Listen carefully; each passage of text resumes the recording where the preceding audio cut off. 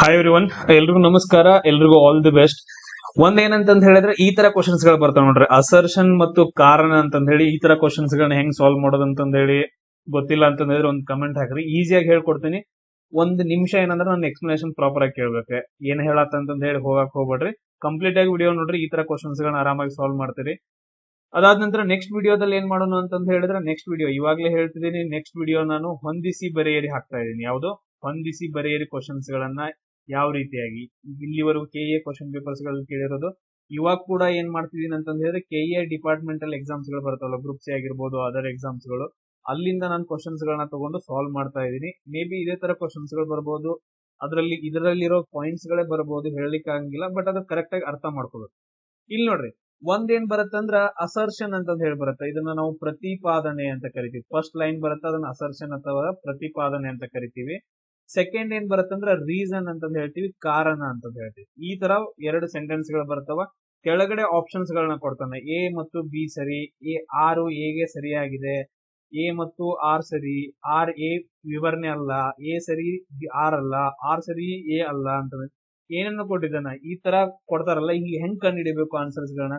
Simple ಆಗಿ ಈ assertion ಅನ್ನೋದನ್ನ ನೀ ಏನಂತ ಥಿಂಕ್ ಮಾಡೋ, ಅದು ನೀನ್ ಅಂತ ಥಿಂಕ್ ಮಾಡಿ. ನೀ ಹೇಳಾಕತ್ತಿ ಅದನ್ನ, ನೀ ಹೇಳೋದು ಕರೆಕ್ಟ್ ಐತಿಲ್ಲೋ ಅಂತ ಚೆಕ್ ಮಾಡ್ಕೋಬೇಕು. ಫಸ್ಟ್ ಏನು ಅಸರ್ಷನ್ ಅಂತಂದ್ ಹೇಳಿದ್ರೆ ನೀನ ಹೇಳತ್ತಿ ಅದನ್ನ ನೀ ಕರೆಕ್ಟ್ ಹೇಳತ್ತೀನೋ ರಾಂಗ್ ಹೇಳತ್ತೀನಿ ಅಂತ ಹೇಳಿ ಚೆಕ್ ಮಾಡ್ಕೋಬೇಕು, ಫಸ್ಟ್ ಸ್ಟೆಪ್. ಸೆಕೆಂಡ್, ಕಾರಣ ಏನೈತಲ್ಲ, ಇದು ನಿನ್ ಗರ್ಲ್ ಫ್ರೆಂಡ್, ಈಕಿ ನಿನ್ ಹುಡುಗಿ, ಈಕಿ ನಿನ್ ಲವರ್ ಅನ್ಕೋ. ಈಕಿ ಏನಂತಂದ್ರೆ ನಿನ್ ಲವರ್, ಆಕಿ ಹೇಳೋದು ಕರೆಕ್ಟ್ ಐತಿಲ್ಲೋ ಅಂತ ಹೇಳಿ ಚೆಕ್ ಮಾಡ್ಕೊಳ್ಳೋದು. ಫಸ್ಟ್ ಆಕಿ ಹೇಳೋದು ಕರೆಕ್ಟ್ ಐತೋ ಇಲ್ಲೋ ಅಂತ ಹೇಳಿ ಚೆಕ್ ಮಾಡ್ಕೊಳ್ಳೋದು. ಅದಾದ ನಂತರ ನೆಕ್ಸ್ಟ್ ಇನ್ನೊಂದು, ಆಕಿ ನಿಂಗ್ ಸಪೋರ್ಟ್ ಮಾಡತ್ತಾಳ ಇಲ್ಲೋ, ಅಂದ್ರ ನಿನಗ ಆಕಿ ಸಪೋರ್ಟ್ ಮಾಡತ್ತಾಳ ಇಲ್ಲೋ ಅಂತ ಚೆಕ್ ಮಾಡ್ಬೇಕು. ಆಮೇಲೆ ಆಕಿ ನಿನ್ ಫಾಲೋ ಮಾಡತ್ತಾಳ ಇಲ್ಲೋ ಅಂತ ಹೇಳಿ ಚೆಕ್ ಮಾಡ್ಬೇಕು. ಈ ಮೂರ್ ಥಿಂಗ್ಸ್ ಗಳನ್ನ ಚೆಕ್ ಮಾಡ್ಬೇಕು. ಫಸ್ಟ್ ಏನು, ನೀ ಹೇಳೋದು ಕರೆಕ್ಟ್ ಐತಿಲ್ಲೋ ಅಂತ ಚೆಕ್ ಮಾಡ್ಬೇಕು, ಅದು ಅಸರ್ಷನ್. ಸೆಕೆಂಡ್, ಕಾರಣ ಏನಂತಂದ್ ಹೇಳಿದ್ರೆ ಆಕಿ ನಿನ್ ಲವರ್, ಆಕಿ ಹೇಳೋದು ಕರೆಕ್ಟ್ ಐತಿಲ್ಲೋ ಅಂತ ಚೆಕ್ ಮಾಡೋದು. ಅದಾದ ನಂತರ ನೆಕ್ಸ್ಟ್, ಆಕಿ ಹೇಳೋದ ಆಕಿ ನಿಂಗೆ ಸಪೋರ್ಟ್ ಮಾಡತ್ತಾಳೋ ಇಲ್ಲ ಅಂತ ಚೆಕ್ ಮಾಡೋದು. ಹೆಂಗ್ರಿ ಸರ್, ಹೆಂಗ್ ವರ್ಕ್ ಆಗುತ್ತೆ, ಎಸ್ ವರ್ಕ್ ಆಗುತ್ತೆ? ಈಗ ನೋಡ್ರಿ, ಪ್ರಾಪರ್ ಆಗಿ ನೋಡ್ರಿ. ಈಗ ನೀ ಏನ್ ಹೇಳ್ತಿ ಅಂತಂದ್ ಹೇಳಿದ್ರ, ಈಗ ನೀ ಹೇಳಾಕತ್ತಿ ಋಗ್ವೇದದ ಸ್ತೋತ್ರಗಳಲ್ಲಿ ಅಗ್ನಿ, ಸೂರ್ಯ ಮತ್ತು ಉಷಸ್ ಮುಂತಾದ ದೇವರುಗಳನ್ನ ಪೂಜೆ ಮಾಡ್ತಿದ್ರು, ಆಹ್ವಾನ ಮಾಡ್ತಿದ್ರು ಅಂತಂದೇಳಿ ನೀ ಹೇಳಿದಪ್ಪ. ಏನಂತಂದೇಳಿ, ಋಗ್ವೇದದೊಳಗಡೆ ನಿನ್ ಲವರ್ ಜೊತೆ ಮಾತಾಡತ್ತೆ, ಋಗ್ವೇದದ ಸ್ತೋತ್ರಗಳಿದಾವ, ಅದ್ರೊಳಗಡೆ ಅಗ್ನಿ ದೇವ್ರನ್ನ, ಸೂರ್ಯ ದೇವ್ರನ್ನ, ಉಷಸ್ ದೇವ್ರನ್ನ ಏನ್ ಮಾಡ್ತಿದ್ರು, ಆಹ್ವಾನ ಮಾಡ್ತಿದ್ರು, ಪೂಜೆ ಮಾಡ್ತಿದ್ರು ಅಂತಂದ್ರೆ ನೀ ಹೇಳೋದು ಕರೆಕ್ಟ್ ಐತಲ್ಲ. 100% ರೀ, ಋಗ್ವೇದದೊಳಗಡೆ ಸೂರ್ಯನ ಬಗ್ಗೆ, ಅಗ್ನಿ ಬಗ್ಗೆ ಕೊಟ್ಟಿದಾರ್ರಿ. ನೀ ಹೇಳೋದು 100% ಕರೆಕ್ಟ್ ಐತೆ. ನೀ ಹೇಳೋದೇನಂದ್ರೆ 100% ಕರೆಕ್ಟ್ ಐತೆ. ಈಗ ನಿನ್ ಹುಡುಗಿ ಅದಕ್ಕೆ ಆನ್ಸರ್ ಮಾಡ್ತಾಳೆ. ನಿನ್ ಹುಡುಗಿ ಏನೋ ಒಂದ್ ಹೇಳಾಕತ್ತಾಳೆ. ಏನ್ ಹೇಳ್ತಾಳಕ್ಕೆ? ಋಗ್ವೇದವು ನೈಸರ್ಗಿಕ ವಿದ್ಯಮಾನಗಳನ್ನ ವ್ಯಕ್ತಿಗೊಳಿಸಿದ ಅನೇಕ ದೇವರುಗಳಲ್ಲಿ ನೈಸರ್ಗಿಕ ನಂಬಿಕೆಯನ್ನ ಪ್ರತಿಬಿಂಬಿಸುತ್ತೆ ಅಂತಂದೇಳಿ. ದೇವರುಗಳಲ್ಲಿ ನೈಸರ್ಗಿಕ ನಂಬಿಕೆಯನ್ನ. ಈಗ ಅಗ್ನಿ ಅಂದ್ರೆ ಯಾರು? ಅವನು ನಿಸರ್ಗದವನಲ್ಲ. ನಿಸರ್ಗದ ಒಂದು ಪ್ರಕೃತಿಯ ಒಂದು ಶಕ್ತಿಗಳ ರೂಪ. ಈಗ ನೋಡ್ರಿ, ಅಗ್ನಿ ಅನ್ನೋದೇನು? ಪ್ರಕೃತಿಯ ಒಂದು ರೂಪ, ಶಕ್ತಿಯ ರೂಪ ಅಂತಂದ ಹೇಳ್ತೀವಿ. ಸೂರ್ಯ ಅನ್ನೋದು ಯಾರು? ಪ್ರಕೃತಿಯ ಒಂದು ಶಕ್ತಿ ರೂಪ. ಈ ತರ ಋಗ್ವೇದದಲ್ಲಿ ನಾವು ಎಷ್ಟೋ ದೇವರುಗಳನ್ನ ಪ್ರಕೃತಿಯ ರೂಪದ ಶಕ್ತಿಗಳನ್ನಾಗಿ ಪೂಜೆ ಮಾಡ್ತೀವಿ. ಅಂದ್ರ ನಿನ್ ಲವರ್ ಹೇಳೋದು ಕರೆಕ್ಟ್ ಐತೆ. ಇವಾಗ ನೋಡ, ಆಕೆ ನಿಂಗ್ ಸಪೋರ್ಟ್ ಮಾಡತ್ತಾಳ ಇಲ್ಲೋ, ಫಾಲೋ ಮಾಡತ್ತಾಳ ಇಲ್ಲ. ಅಂದ್ರೆ ಇವಾಗ ಹೆಂಗಂತಂದ್ ಹೇಳಿದ್ರೆ, ನೀನ್ ಹುಡುಗಿ ಏನದಾಳಲ್ಲ, ನಿನ್ ಲವರ್ ನಿನಗ್ ಸಪೋರ್ಟ್ ಮಾಡತ್ತಾಳ. ನೀ ಋಗ್ವೇದದ ಬಗ್ಗೆ ಟಾಪಿಕ್ ಯಾವ್ದು ಹೇಳತ್ತಿ? ಋಗ್ವೇದದ ಬಗ್ಗೆ ಹೇಳತ್ತಿ, ದೇವ್ರ ಬಗ್ಗೆ ಹೇಳಾಕತ್ತಿ. ಋಗ್ವೇದದ ಬಗ್ಗೆ, ದೇವ್ರ ಬಗ್ಗೆ ನೀ ಆ ಟಾಪಿಕ್ ಮೇಲೆ ಹೇಳಾಕತ್ತಿ, ಏನೋ ಡಿಸ್ಕಷನ್ ಮಾಡತ್ತೆ ಜೊತೆ. ಅವಳು ಕೂಡ ನಿಂಗ್ ಸಪೋರ್ಟ್ ಮಾಡಿ ಆ ದೇವ್ರ ಬಗ್ಗೆನ ಮಾತಾಡತ್ತಾಳ, ಋಗ್ವೇದದ ಬಗ್ಗೆನ ಮಾತಾಡತ್ತಾಳ. ಅಂದ್ರ ನಿಂಗ್ ಸಪೋರ್ಟ್ ಮಾಡತ್ತಾಳು, ಆಮೇಲೆ ನಿಂಗ್ ಫಾಲೋನು ಕೂಡ ಮಾಡತ್ತಾಳ. ಹೆಂಗ? ಆ ದೇವ್ರ ಏನಂತಂದ್ ಹೇಳಿದ್ರೆ, ಆ ದೇವರು ನೈಸರ್ಗಿಕವಾಗಿದಾರ ಅಂತಂದ್ ಹೇಳಿ ಸಪೋರ್ಟ್ ಮಾಡತ್ತಾಳ. ಸೊ ಅದಕ್ಕೋಸ್ಕರ ಇಲ್ಲಿ ಎರಡು ಸಪೋರ್ಟ್ ಮಾಡ್ತಾಳ, ಫಾಲೋ ಮಾಡತ್ತಾಳ ಅಂತಂದ್ ಹೇಳಿದ್ರೆ ಎ ಮತ್ತು ಆರ್ ಎರಡೂ ಸರಿ. ಇದು ವಿವರಣೆ ಆಗೈತಿ ಅಂತಂದ್ ಹೇಳಿ. ಸಪೋರ್ಟ್ ಅಂಡ್ ಫಾಲೋ ಮಾಡ್ತಿದ್ರೆ ವಿವರಣೆ ಆಗೈತಿ, ಆರು ಎಗೆ ಸರಿಯಾದ ವಿವರಣೆ ಆಗೈತಿ ಅಂತ ಹೇಳಿ ಟಚ್ ಮಾಡ್ಬೇಕು. ಕ್ಲಿಯರ್? ಸೊ ಇಲ್ಲಿ ಕ್ವಶನ್ ನೋಡ್ರಿ, ನಾನು ಜಸ್ಟ್ ಒಂದು ಎಕ್ಸಾಂಪಲ್ ಕೊಡ್ತೇನೆ. ಈಗ ಸಪೋರ್ಟ್ ಮಾಡ್ದಂಗ ಆಯ್ತು. ಈಗ ಅಸರ್ಷನ್ ಆಯ್ತಾ, ನಾನು ಅಪ್ಪನ ನೋಡ್ಲಾ ಮನೆಗೆ ಹೋಗ್ತಿದ್ದೀನಿ ಅಂತಂದ್ ನೀ ಹೇಳ್ತಿ, ನೀ ಹೇಳಾಕತ್ತಿ ಅಸರ್ಷನ್ ಆಗಿ, ನೀನ್ ಬಾಯ್ ಆಗಿ ಹೇಳತ್ತಿ. ಅವಾಗ ನೀನ್ ಹುಡುಗಿ ಏನ್ ಹೇಳ್ತಾಳ? ನಾನು ನಮ್ಮ ಅಪ್ಪ ಕಾಲ್ ಮಾಡ್ಬೇಕು ಅಂತಂದೇಳಿ, ನಾನು ಕೂಡ ನಮ್ಮ ಅಪ್ಪ ಕಾಲ್ ಮಾಡ್ಬೇಕಂತಂದೇಳಿ. ಇದು ಮೆಟ್ಲೆ ಹೊಡೆದಂಗ ಆತಿದ. ಈಗ ಆಕಿ ಹೇಳೋದು ಕರೆಕ್ಟ್ ಐತಿ, ಅವ್ರ ಅಪ್ಪ ಕಾಲ್ ಮಾಡ್ಬೇಕಂತ ಹೇಳೋದು ಕರೆಕ್ಟ್ ಐತೆ, ನೀ ಮನಿಗ್ ಹೋಗೋದು ಕರೆಕ್ಟ್ ಐತೆ. ಬಟ್ ಆದ್ರೆ ಆಕಿ ನಿನಗ್ ಸಪೋರ್ಟ್ ಮಾಡಕತ್ತಿಲ್ಲ. ನಾನು ನಮ್ಮ ಅಪ್ಪ ನೋಡಕ್ ಮನಿಗ್ ಹೊಂಟಾನಂತಂದ್ ಹೇಳಿದ್ರ ಹೆಂಗ್ ಸಪೋರ್ಟ್ ಮಾಡ್ಬೇಕಿತ್ತು? ಬಸ್ ಬುಕ್ ಮಾಡಿದೇನಾ, ಬಸ್ ಬುಕ್ ಸಿಕ್ಕೈತೇನಾ, ಟ್ರೈನ್ ಟಿಕೆಟ್ ಮಾಡಿದೇನಾ, ಹೋಗುತ್ನ್ಯಾಗ ಸಾವಕಾಶ ಹೋಗು, ಆಮೇಲೆ ಯಾವಾಗ ಬರ್ತಿ, ಈ ತರ ಎಲ್ಲಾದ್ರೂ ಸಪೋರ್ಟ್ ಮಾಡಿ ಫಾಲೋ ಮಾಡ್ತಿದ್ರು ಅಂತಂದ್ ಹೇಳಿದ್ರ ಅವಾಗ ನಾವೇನ್ ಹೇಳ್ತೀವಿ ರೀಸನ್ ಆಗೈತಿ, ವಿವರಣೆ ಆಗೈತಿ ಅಂತಂದ್ ಹೇಳ್ಬೋದಿತ್ತು. ಬಟ್ ಅದ್ರ ಆಕೇನ್ ಹೇಳ್ತಾಳ, ಆಕೆ ಹೇಳೋದು ಕರೆಕ್ಟ್ ಐತಿ, ನೀ ಹೇಳೋದು ಕರೆಕ್ಟ್ ಐತೆ. ಬಟ್ ಅದ್ರ ಆಕೇನ್ ಹೇಳ್ತಾಳ, ಅಪೋಸಿಟ್ ಹೇಳ್ತಾಳ, ನಮ್ಮ ಅಪ್ಪಗ್ ನಾ ಕಾಲ್ ಮಾಡ್ಬೇಕಿತ್ತು, ನಮ್ಮಪ್ಪಗ್ ನಾ ಕಾಲ್ ಮಾಡ್ಬೇಕಿತ್ತು ಅಂತ ಹೇಳಿ ಡಿಫ್ರೆಂಟ್ ಆಗಿ ಹೇಳ್ತಾಳ. ಅವಾಗ ಅದು ವಿವರಣೆ ಅಲ್ಲ ಅಂತಂದ್ ಹೇಳಿ ಆತರ ಕ್ವಶನ್ಸ್ ಗಳು ಬರ್ತಾವುಗಳನ್ನ ಡಿಸ್ಕಷನ್ ಮಾಡೋಣ ಈಗ. ಇಲ್ಲಿ ಕ್ವಶನ್ ನೋಡ್ರಿ, ಒನ್ ಥಿಂಗ್, ಇದು ಪ್ರತಿಪಾದನೆ ಅಂತಂದೈತಲ್ಲ, ಇದು ನೀನ್ ಹೇಳಾಕತಿ. ಬ್ರಿಟಿಷರು ಭಾರತೀಯ ಆಡಳಿತಗಾರರನ್ನ ರಾಜಕುಮಾರರು ಅಂತಂದ್ ಹೇಳಿ ಕರಿತಾ ಇದ್ರು. ಇದ್ರ ಬಗ್ಗೆ ಡಿಸ್ಕಷನ್ ಮಾಡೋಣ. ಬ್ರಿಟಿಷರು ಭಾರತದ ಆಡಳಿತಗಾರನ ಏನಂತ ರಾಜ ಅಂತದ್ದು ಒಪ್ಕೊಂಡಿದ್ರೇನವ್ರ? ಇವ್ ಕಿಂಗ್, ಇವ್ ನಮ್ ಕಿಂಗ್ ಅಂತಂದ್ ಹೇಳಿ ಒಪ್ಕೊಂಡಿದ್ದ ಇಲ್ಲ.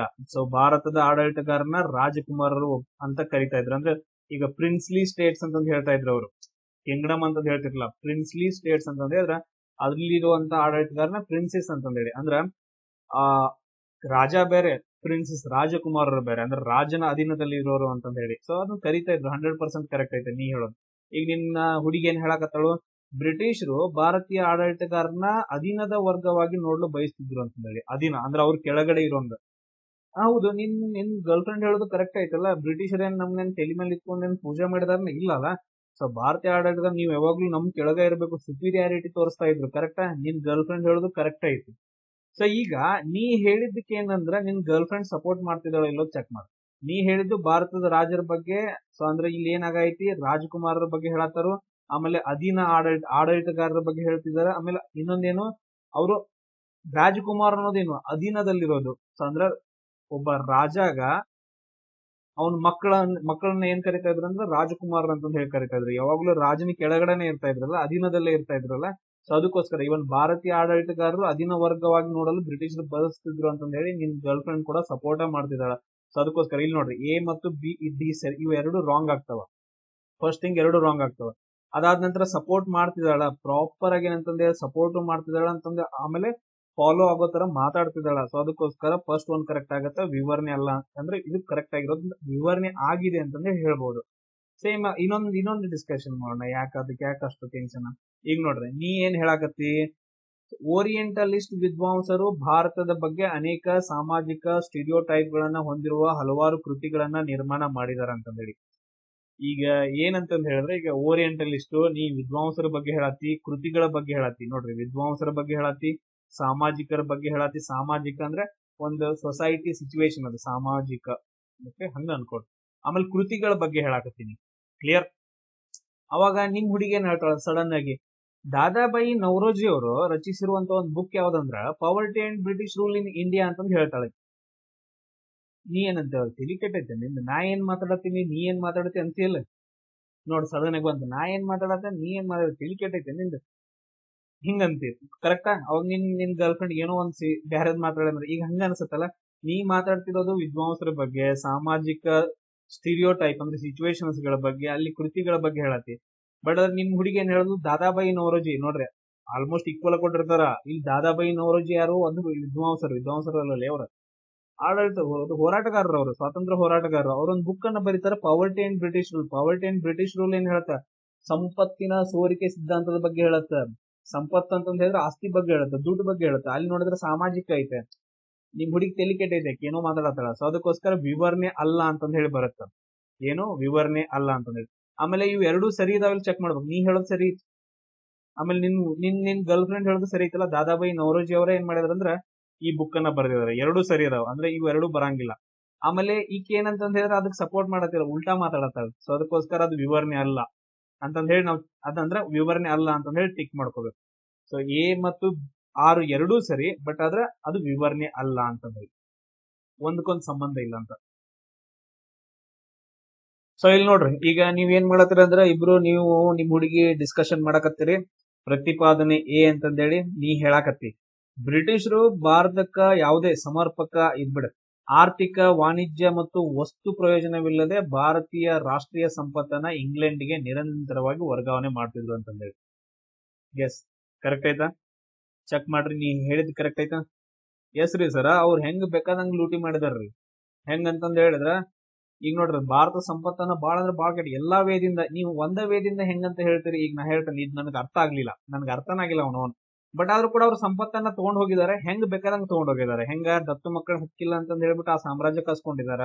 ಸಹಾಯಕ ಸೈನ್ಯ ಪದ್ಧತಿ ಅಂತಂದ್ ಹೇಳಿ ತಗೊಂಡಿದಾರ. ಯಾವ ಎಲ್ಲಾ ವೇದಿಂದ ಗಣಿಗಾರಿಕೆ ಮಾಡಿದಾರ, ತೆಗ್ದಾರ, ಮಣ್ ತಗೊಂಡ್ ಹೋಗ್ಯಾರ, ಬಂಗಾರ ತಗೊಂಡ್ ಹೋಗ್ಯಾರ, ಎಲ್ಲಾ ತಗೊಂಡ್ ಹೋಗ್ಯಾರಲ್ಲ, ಎಲ್ಲಾ ರೀತಿಯಾಗಿ ತಗೊಂಡ್ ಹೋಗಿದಾರ ಅಂತಂದೇಳಿ ನೀ ಹೇಳ್ತಿ. ಓಕೆ, ಕರೆಕ್ಟ್ ಐತದ. ಅದಕ್ಕೆ ನಿಮ್ ಹುಡುಗಿ ಏನ್ ಹೇಳ್ತಾಳ ಅಂತಂದ್ ಹೇಳಿದ್ರೆ ಮೊದಲು ಅದು ಕರೆಕ್ಟ್ ಚೆಕ್ ಮಾಡ್ಬೇಕು. ನಿಮ್ ಹುಡುಗಿ ಹೇಳೋದು, ಬ್ರಿಟಿಷರು ಸ್ಥಳಗಳನ್ನ ಹೆಚ್ಚು ಪ್ರವೇಶ ಮಾಡಕ್ಕೆ, ಕಚ್ಚಾ ವಸ್ತುಗಳನ್ನ ವೇಗವಾಗಿ ಪಡೆಯಾಕ ರೈಲ್ವೆಗಳನ್ನ ನಿರ್ಮಾಣ ಮಾಡಿದ್ರು ಅಂತಂದೇಳಿ ಹೇಳಲತ್ತಿ. ನೀ ಅನ್ಕೊಂಡೆ ನಾ ಹೇಳಿದಕ್ಕೆ ಒಂದ್ ಸ್ವಲ್ಪ ಯಾಕೋ ಕರೆಕ್ಟ್ ಆಗಿ ಮಾತಾಡತ್ತಳೀರ ಅಂತಂದೇಳಿ. ಅವಾಗ ಏನಂತಂದ್ರೆ ಇಂಟ್ರೆಸ್ಟ್ ಬರುತ್ತೆ. ಹೆಂಗಂತಂದ್ ಹೇಳಿದ್ರೆ, ಈಗ ಬ್ರಿಟಿಷರು ಸ್ಥಳಗಳನ್ನ ಅಂದ್ರೆ ಪೋರ್ಟ್ಗಳನ್ನ, ಬಂದರುಗಳನ್ನ ಜಾಯಿನ್ ಮಾಡಕ ಏನ್ ಮಾಡ್ತಾರಂತಂದ್ರೆ ಕೆಲವೊಂದು ರೈಲ್ವೆಗಳನ್ನ ನಿರ್ಮಾಣ ಮಾಡ್ತಾರ. ಪ್ಯಾರಾದೀಪ್ ಆಗಿರ್ಬೋದು. ಆಮೇಲೆ ನೆಕ್ಸ್ಟ್ ನೋಡ್ರಿ, ಆ ರೈಲ್ವೆಗಳಲ್ಲಿ ಏನ್ ಮಾಡ್ತಾರಂದ್ರೆ ವಜ್ರ ವೈಡೂರ್ಯ ಬಂಗಾರಗಳನ್ನ ಎಲ್ಲ ಏನಂತಂದ್ರೆ ಸಾಗಣೆ ಮಾಡ್ತಿದ್ರು. ಎಷ್ಟೋ ಮೂವಿಗಳಲ್ಲಿ ತೋರ್ಸಾರಲ್ಲ. ಅಂದ್ರೆ ನಿಮ್ ಹುಡುಗಿ ನೋಡ್ರಿ ಕಚ್ಚಾ ವಸ್ತುಗಳಂತಂದೈತೆ. ಆಮೇಲೆ ಇಲ್ಲಿ ಸಂಪತ್ತೊಳಗಡೆ ಏನಾದ್ರೂ ಬರ್ಬೋದು ಅದು, ಅಂದ್ರೆ ಸಪೋರ್ಟ್ ಮಾಡಿ ಮಾತಾಡ್ತಿದ್ದಾಳ ಅಂತಂದೇಳಿ. ಎ ಮತ್ತು ಆರ್ ಎರಡೂ ಕರೆಕ್ಟ್. ಆಮೇಲೆ ಅದ್ರ ಕರೆಕ್ಟ್ ಆಗಿ ವಿವರಣೆ ಆಗೈತಿ ಅಂತಂದೇಳಿ. ಈಗ ನೋಡ್ ಕ್ವಶನ್ ಏನೈತೆ ಅಂತಂದ್ ಹೇಳಿದ್ರೆ ಪ್ರಾಪರ್ ಆಗಿ ಚೆಕ್ ಮಾಡೋಣ. ನೋಡ, ಈಗ ಹೆಂಗಂತಂದ್ ಹೇಳಿದ್ರೆ, ನಿಂದು ವಾಕ್ಯ ಇದೆ, ನೀ ಮಾತಾಡಕತ್ತಿ, ನೀವಿಬ್ರು ಇದು ಹುಡುಗ ಹುಡುಗಿ ಲವರ್ಸ್ ಮಾತಾಡಕತ್ತೀರಿ. ಏನ್ ಮಾತಾಡತ್ತಿ ಅಂತಂದ್ ಹೇಳಿದ್ರೆ ಚೆಕ್ ಮಾಡ್ಕೋಬೇಕು. ವಿಭಜನೆಯ ಸಮಯದಲ್ಲಿ ಭಾರತದೊಳಗ ಕೆಲವೊಂದು ರಾಜಪ್ರಭುತ್ವ ರಾಜ್ಯಗಳು, ಅಂದ್ರೆ ಕೆಲವೊಂದು ರಾಜ್ಯಗಳೇನಂತಂದ್ ಹೇಳಿದ್ರೆ ರಾಜರಿರುವಂತದ್ದು, ಕೆಲವೊಂದು ರಾಜರು ಅವ್ರ ಸಾಮ್ರಾಜ್ಯಗಳನ್ನ ಭಾರತೀಯ ಒಕ್ಕೂಟಕ್ಕೆ ಸೇರಲು ಹಿಂದೇಟ್ ಹಾಕಿರುವಂತದ್ದು. ನೀ ಹೇಳೋದ್ ಕರೆಕ್ಟ್ ಐತೋ? ನೀ ಮಾತಾಡಕತ್ತಿ ಏನಂತಂದ್ ಹೇಳಿದ್ರೆ, ಈಗ ನೋಡ್ರ ಹರಿಸಿಂಗ್ ಜಮ್ಮು ಕಾಶ್ಮೀರ ಅಂತ ಬರುತ್ತೆ, ರಾಜ ಹರಿಸಿಂಗ್ ಅವ ಸೇರಂಗಿಲ್ಲ ಅಂದ, ಭಾರತ ಒಕ್ಕೂಟವನ್ನ ಸೇರಂಗಿಲ್ಲ ಅಂದ. ನೆಕ್ಸ್ಟ್ ಯಾವ್ದು ಹೈದರಾಬಾದ್ ನಿಜಾಮ, ಅವು ಸೇರಂಗಿಲ್ಲ ಅಂದ. ಈ ತರ ಇವ್ರು ಏನಂದ್ರೆ ರಾಜರ ಸಂಸ್ಥಾನಗಳಲ್ಲ, ಇವ್ರು ಸೇರಂಗಿಲ್ಲ ಅಂದ್ರ. ಅದಕ್ಕೆ ನೀ ಏನಂದಿ? ಅದು ಕರೆಕ್ಟ್ ಐತೆ, ನೀ ಅಂದಿದ್ ಕರೆಕ್ಟ್ ಐತೆ. ಈಗ ನಿಮ್ ಹುಡುಗಿ ಏನಂತ ಚೆಕ್ ಮಾಡ್ಬೇಕು. ಆಕಿ ನಾಲೆಜ್ ಚೆಕ್ ಮಾಡತ್ತೀನಿ, ಆಕಿ ಹೆಂಗದಾಳ ಅಂತಂದೇಳಿ. ಆಕಿ ಇಂಟೆಲಿಜೆನ್ಸ್ ಚೆಕ್ ಮಾಡ್ಬೇಕು. ನೀ ಆಕಿ ಇಂಟೆಲಿಜೆಂಟ್ ಆಗಿ ಮಾತಾಡಿ ನಿನಗ್ ಸಪೋರ್ಟ್ ಮಾಡ್ತಾಳೋ ಅಥವಾ ಎತ್ ಬೇಕಾದಾಗ ಮಾತಾಡ್ತಾಳೋ ಅಂತಂದೇಳಿ ನೋಡು.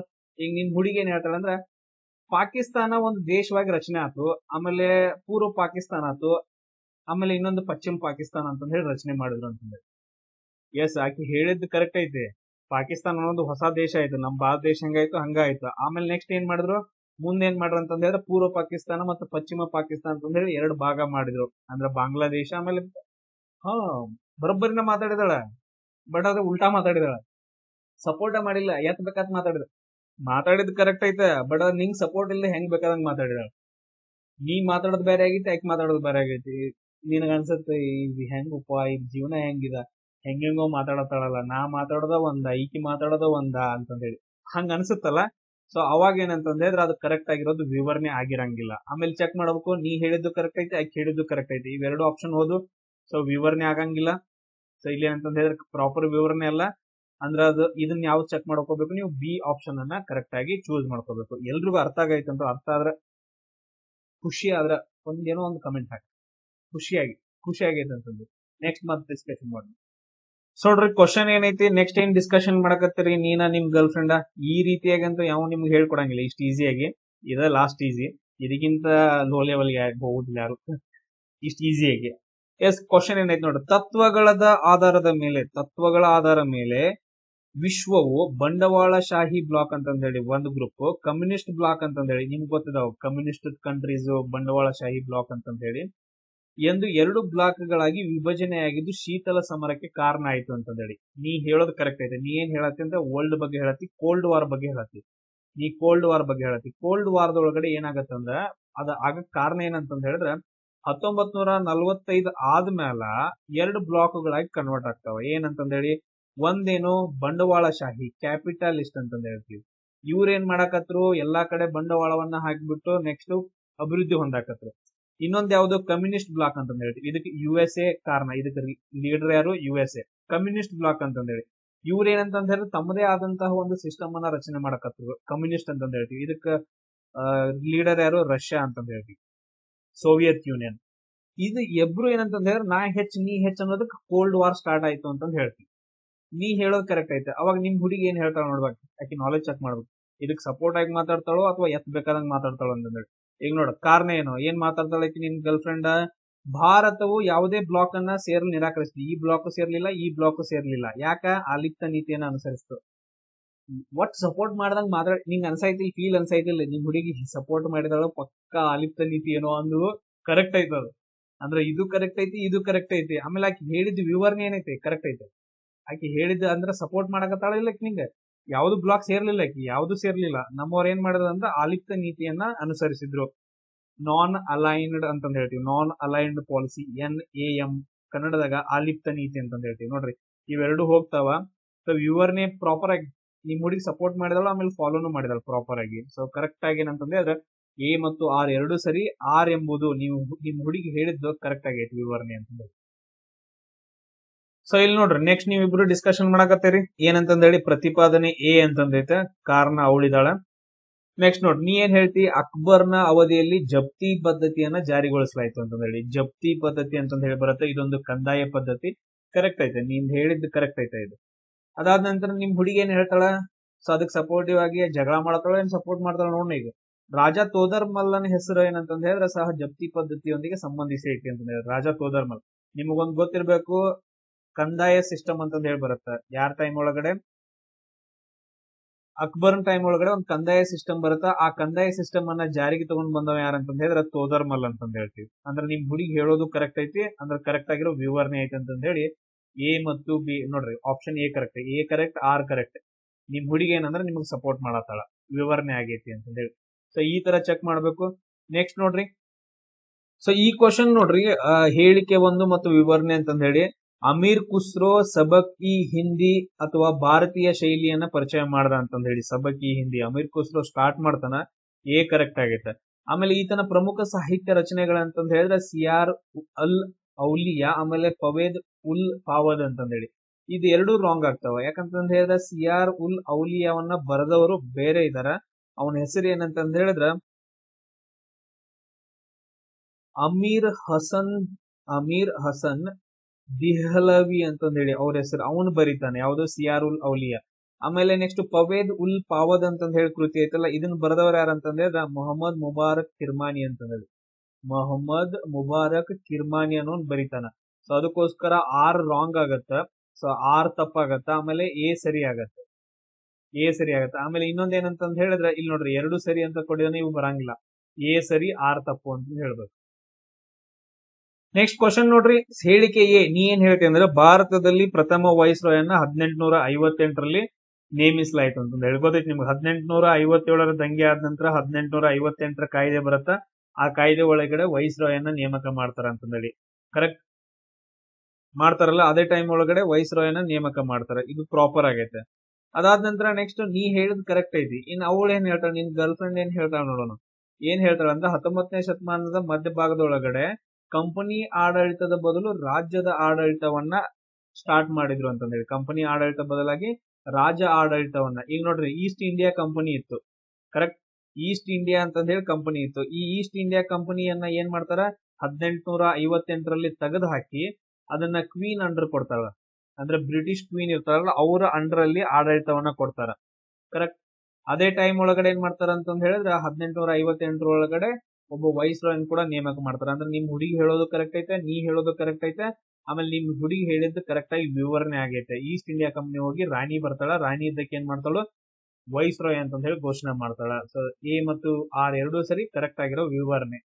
ಸೊ ಇಲ್ಲಿ ಕ್ವಶನ್ ನೋಡಿ, ನೀ ಏನ್ ಹೇಳತ್ತಿ. ನೆಕ್ಸ್ಟ್ ಕ್ವಶನ್, ರಾಜಾರಾಮ್ ಮೋಹನ್ ರಾಯ್ ಅವರು ಧರ್ಮ ವಿರೋಧಿ ಆಗಿದ್ರು. ನೀ ಹೇಳೋದು ತಪ್ಪೈತೆ. ಅವ್ರ ಹೆಂಗ್ ಧರ್ಮ ವಿರೋಧಿ ಆಗಿದ್ರು, ಥಿಂಕ್ ಮಾಡೋ. ರಾಜಾರಾಮ್ ಮೋಹನ್ ರಾಯ್ ಧರ್ಮ ವಿರೋಧಿ ಆಗಿದ್ರೆ ಇಲ್ಲ, ಅವರು ಧರ್ಮವನ್ನ ಪ್ರತಿಪಾದಿಸ್ತಿದ್ರು, ಆಧ್ಯಾತ್ಮಿಕವಾಗಿದ್ರು, ಅವರೊಬ್ರು ಧರ್ಮ ಸುಧಾರಕರು. ಸೊ ಅದಕ್ಕೋಸ್ಕರ ಏನ್ ಮಾಡ್ತಾರ ಅಂದ್ರೆ ಅವರು ಬ್ರಹ್ಮ ಸಮಾಜವನ್ನ ಸ್ಥಾಪನೆ ಮಾಡ್ತಾರ. ಸಪರೇಟ್ ಆಗಿ ಒಂದು ಬ್ರಹ್ಮ ಸಮಾಜವನ್ನ ಸ್ಥಾಪನೆ ಮಾಡ್ತಾರ. ಸೊ ಅದಕ್ಕೋಸ್ಕರ ನೀ ಹೇಳಿದ್ ರಾಂಗ್ ಇಲ್ಲ, ನೀ ಹೇಳಿದ್ ರಾಂಗ್. ಒಬ್ಬ ದೇವರ ಬ್ರಹ್ಮ ಸಮಾಜ ಹಿಂಗೆಲ್ಲ ಹೇಳ್ತಾರ ಅವ್ರು, ಬಟ್ ಆದ್ರೆ ಧರ್ಮವನ್ನ ವಿರೋಧ ಮಾಡಿಲ್ಲ. ನೀ ಹೇಳಿದ್ ರಾಂಗ್. ಈಗ ನಿಮ್ ಹುಡುಗಿ ಏನ್ ಹೇಳ್ತಾಳ ನೋಡೋಣ. ನಿಮ್ ಹುಡುಗಿ ಏನ್ ಹೇಳ್ತಾಳ ಅಂದ್ರೆ ಅವರು ಸತಿ ಪದ್ಧತಿಯ ನಿರ್ಮೂಲನೆಗಾಗಿ ಶ್ರಮಿಸಿದ್ರು ಅಂತ ಹೇಳಿ. ಎಸ್ ನೋಡ್ರಿ, ಆಕಿಗೆ ನಾಲೆಜ್ ಐತೆ. ರಾಜಾರಾಮ್ ಮೋಹನ್ ಬಗ್ಗೆ ಆಕಿಗೆ ನಾಲೆಜ್ ಐತೆ. ಏನ್ ಹೇಳಿದಳಂದ್ರ ಸತಿ ಪದ್ಧತಿಯ ನಿರ್ಮೂಲನೆಗೋಸ್ಕರ ವರ್ಕ್ ಮಾಡಿದ್ರು ಅಂತ ಹೇಳಿ. ಎಸ್ ಕರೆಕ್ಟ್ ಐತೆ, ಅದು R ಕರೆಕ್ಟ್ ಐತೆ. ಎಸ್ ನೋಡ್ರಿ, R ಮಾತ್ರ ಏನಂತಂದ್ರೆ ಇಲ್ಲಿ ನೋಡ್ರಿ A ತಪ್ಪೈತೆ ಅಂತಂದ್ ಹೇಳ್ಬೇಕೀಗ. ಇಲ್ಲಿ ಏನಂತಂದ್ ಹೇಳಿದ್ರೆ A ತಪ್ಪ. ಇಲ್ಲಿ ನೋಡ್ರಿ, ಆಮೇಲೆ ಇನ್ನೊಂದ್ ಏನಂತಂದ್ ಹೇಳಿದ್ರೆ ಈ ತರ ಸಪರೇಟ್ ಆಗಿ ಏನೋ ಒಂದು ಹೊಸದಾಗಿ ಕೊಟ್ಟಿದ್ದಾರೆ ನೋಡ್ರಿ. ಎಲ್ಲಾ ಆಪ್ಷನ್ ಒಳಗಡೆ ಇದಿರ್ಲಿಲ್ಲ. R ಸರಿಯಾಗಿದೆ, A ಸರಿ ಅಲ್ಲ ಅಂತಂದ್ ಹೇಳಿ ಈ ತರ ಆಪ್ಷನ್ ಕೊಟ್ಟಿರ್ಲಿಲ್ಲ. ಈ ತರ ಎಲ್ಲಾದ್ರೂ ಕೊಟ್ರು ಅಂತಂದ್ ಹೇಳಿದ್ರೆ 100% ಏನ್ ಹೇಳ್ತೀನಿ, ಇದು ಆಕ್ಚುಲಿ ಮ್ಯಾಕ್ಸಿಮಮ್ ಕರೆಕ್ಟ್ ಆಗಿರುತ್ತೆ. ಅದಕ್ಕೋಸ್ಕರ ತಿದ್ದುಪಡಿ ಮಾಡಿಕೊಟ್ಟಿರ್ತಾನೆ ಆಪ್ಷನ್ಸ್ ಗಳನ್ನ. ಇಲ್ಲಾಂದ್ರೆ ಎಲ್ಲಾ ಆಪ್ಷನ್ಸ್ ಗಳು ಸೇಮ್ ಇರುತ್ತೆ. ಬಟ್ ಆದ್ರೆ ಇಂಥ ಕ್ವಶನ್ಸ್ ಬಂದಾಗ ಎ ಎಲ್ಲಾದ್ರೂ ರಾಂಗ್ ಇತ್ತು ಅಂತಂದ ಹೇಳಿದ್ರೆ ಅವಾಗ ಎ ಸರಿ ಇಲ್ಲ, ಆರ್ ಸರಿಯಾಗಿದೆ ಅಂತಂದ ಹೇಳಿ ಮೊದಲು ಕೊಡ್ತಾನ. ಇಂಥವ್ನೆಲ್ಲಾದ್ರೂ ಚೆಕ್ ಮಾಡ್ಕೋಬೇಕು ನೀವು ಮೊದಲು. ಅರ್ಥ ಆಯ್ತೇನ್ರ? ಸೊ ಇದೇನಂತಂದ ಹೇಳಿದ್ರೆ ಇಂಪಾರ್ಟೆಂಟ್ ವಿವರಣೆ, ಈ ಅಸರ್ಷನ್ ಮತ್ತು ವಿವರಣೆ ಅಂತಂದ ಹೇಳಿ ಎಲ್ರಿಗೂ ಅರ್ಥ ಆಗೈತೆ ಅನ್ಕೊಂತೀನಿ. ನೆಕ್ಸ್ಟ್ ನೋಡೋಣ, ಹೊಂದಿಸಿ ಬರೆಯೋದು ಟ್ರೈ ಮಾಡೋಣ.